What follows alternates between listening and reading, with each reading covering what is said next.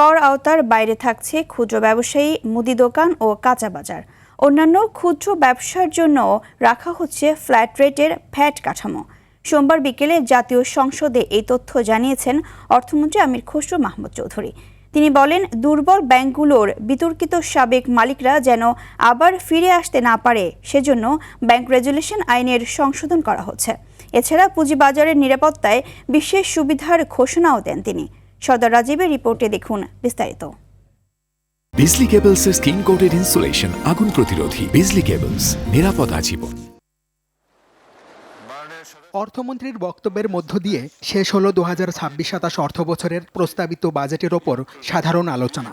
সোমবার সমাপনী বক্তব্যে সংসদ সদস্যদের প্রতি গঠনমূলক আলোচনার জন্য কৃতজ্ঞতা জানান তিনি। সকল সদস্যের প্রতি আন্তরিক কৃতজ্ঞতা ও ধন্যবাদ জ্ঞাপন করছি। ধ্বংসপ্রাপ্ত অর্থনীতির মধ্য দিয়ে বিএনপি দায়িত্ব নিয়েছে জানিয়ে মন্ত্রী বলেন, জনগণের মাঝে স্বস্তি ফেরাতে কর নীতিতে বড় পরিবর্তন আনা হচ্ছে। ক্ষুদ্র ব্যবসায়ীদের সুবিধার্থে বা ক্ষেত্র বিশেষে হয়রানি বন্ধে তাদের সামর্থ্য অনুযায়ী ফ্ল্যাট রেটে ভ্যাট প্রদানের উদ্যোগ গ্রহণ করেছি। আমি এই বিষয়ে আশ্বস্ত করতে চাই, কাঁচা বাজার ও ক্ষুদ্র মুদি দোকান এর আওতায় বাইরে থাকবে। স্পিকার, পরিচালন ব্যয় কমিয়ে উন্নয়ন ব্যয় বাড়ানোর কথা জানিয়ে আমির খসরু বলেন, ব্যাংক থেকে সরকারের ঋণ গ্রহণের পরিমাণ 6,000 কোটি টাকা কমানো হচ্ছে। উন্নয়ন ব্যয়ের অংশ 2025-26 অর্থ বছরে 27.27% হতে 26-27 অর্থ বছরে 33.70% উন্নীত করার প্রস্তাব করছে। পাচার হওয়া প্রায় 73,000 কোটি টাকার সম্পদ জব্দ করা হয়েছে জানিয়ে তিনি বলেন, বাংলাদেশে বিনিয়োগ বৃদ্ধির জন্য 3টি দেশে ডেডিকেটেড ফান্ড গঠন করা হবে।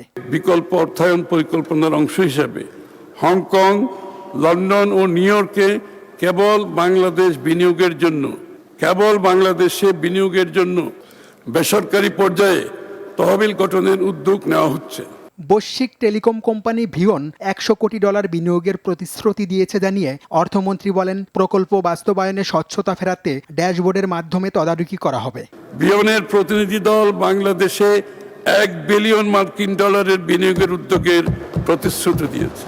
এর মধ্যে তাৎক্ষণিকভাবে $250 মিলিয়ন অ্যাঙ্কর বিনিয়োগ হিসাবে বাস্তবায়ন অঙ্গীকার করেছেন। এ সময় পুঁজিবাজারের উন্নয়নে জিরো কুপন বন্ডের আয়কে করমুক্ত রাখা সহ বেশ কিছু পদক্ষেপের কথাও জানান তিনি। যে কোনো পরিমাণ শেয়ার হস্তান্তর পূর্বক শেয়ার বাজারে তালিকাভুক্ত হলেই 2.5% কর হ্রাসের প্রস্তাব করছি। সর্দার রাজীব, আর টিভি, ঢাকা।